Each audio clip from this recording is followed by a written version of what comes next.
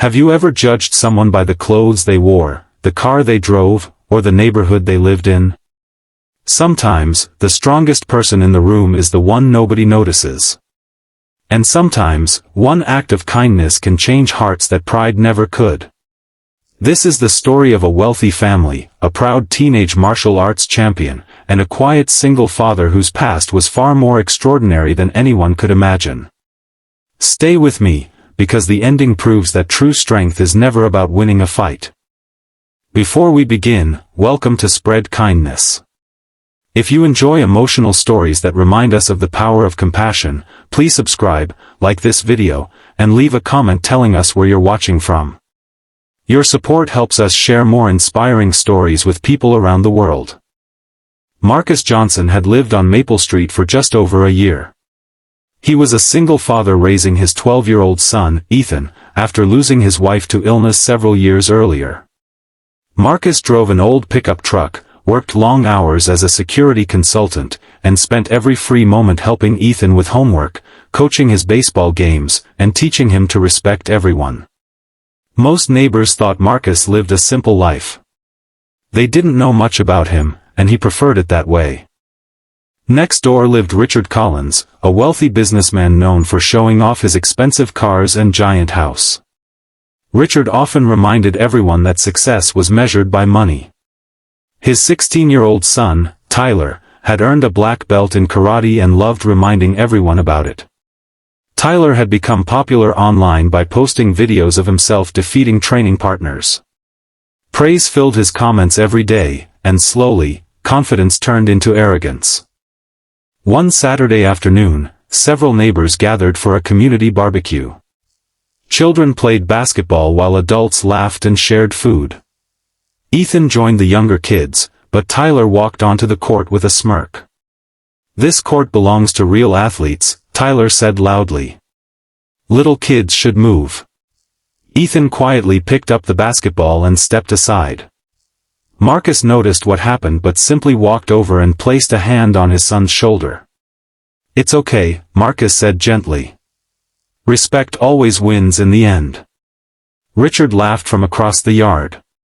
"Your boy needs to toughen up," he shouted. "Maybe my son can teach him." Marcus smiled politely. "I'd rather teach my son kindness." The crowd grew quiet. Tyler rolled his eyes. "Kindness doesn't win fights." Marcus answered calmly. "No. But it wins people." Those words only made Tyler more determined to prove himself. A week later, Tyler walked over while Marcus was washing his truck. "I heard you served in the military," Tyler said. Marcus nodded. "A long time ago." Tyler crossed his arms. "I've got a black belt. Everyone says I'm unbeatable. Fight me." Marcus chuckled softly.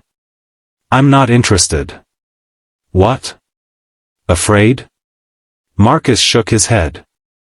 "Walking away from a pointless fight isn't fear. It's wisdom." Tyler laughed loudly so nearby neighbors could hear. "I knew it." Richard stepped outside, smiling proudly. "My son can beat anyone." Marcus simply returned to cleaning his truck. The next morning, the neighborhood held a charity fundraiser at the local park. Families donated food, clothes, and school supplies for struggling families. Marcus volunteered quietly, carrying heavy boxes and helping elderly visitors without expecting praise. Tyler wandered around with friends, still talking about how Marcus had refused to fight him. An elderly veteran suddenly stumbled while carrying several large boxes. Before anyone reacted, Marcus sprinted across the field, catching both the man and the falling supplies before they hit the ground. "You all right, sir?" Marcus asked. The veteran looked closely at Marcus. For a moment, he seemed shocked. "Captain Johnson?" Marcus smiled. "It's been a long time." The elderly man stood straighter and saluted. "It was an honor serving under you." People nearby stopped talking. Richard looked confused. "You know him?" The veteran nodded proudly. Know him? This man led one of the finest Navy SEAL teams I've ever seen. He brought every member of his team home safely during impossible missions. We trusted him with our lives. Silence covered the park. Tyler's confident smile slowly disappeared. Richard stared at Marcus in disbelief. You led a SEAL team? Marcus nodded once. That was years ago. Then why didn't you fight my son? Marcus looked toward Ethan. Because I spent enough years fighting. These days, I want my son to grow up believing strength is measured by self-control. The veteran smiled. That was always his greatest gift. He never looked for conflict. He protected people. Tyler stood frozen. Everything he believed about strength suddenly felt small. Later that afternoon, Tyler quietly walked over while Marcus was loading donated supplies into a truck. I'm sorry, Tyler said, looking at the ground. Marcus stopped working. For what? I wanted everyone to think I was tough. Marcus nodded kindly. I understand. But, you could have embarrassed me. I wasn't trying to win against you. Tyler looked confused. Then what were you trying to do? Marcus smiled. Give you the chance to become the kind of man who doesn't need to prove himself. Those words stayed with Tyler. Over the following weeks, neighbors noticed changes. Tyler stopped showing off during basketball games. He began helping younger children learn karate safely instead of challenging them.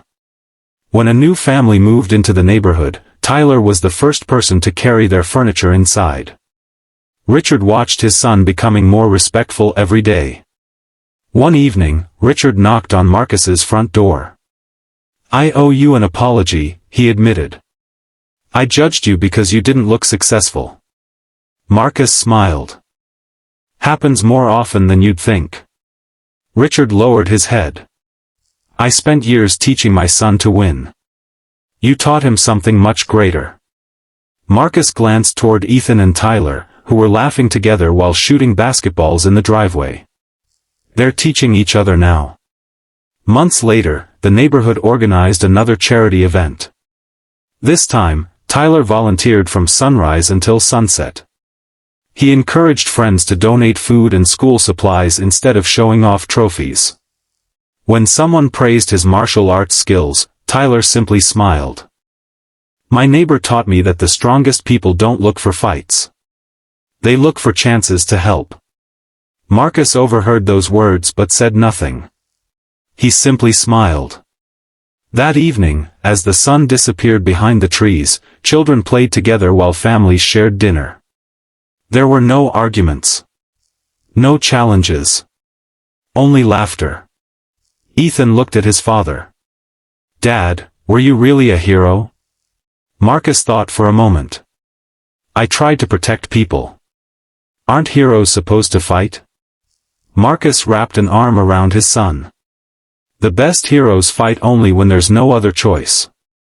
Every other day, they choose kindness. Ethan smiled. I want to be that kind of hero. Marcus hugged him. I know you will. Sometimes the greatest victory isn't defeating an opponent. It's changing a heart. Marcus never accepted Tyler's challenge, yet he won the only battle that truly mattered. His patience defeated pride, his humility inspired respect, and his kindness transformed an entire neighborhood. No matter where you come from or what you've achieved, remember that real strength is shown in how gently you treat others. If this story touched your heart, carry its message into your own life. A kind word, a helping hand, or a moment of patience can change someone's future. And together, one act of kindness at a time, we can truly spread kindness.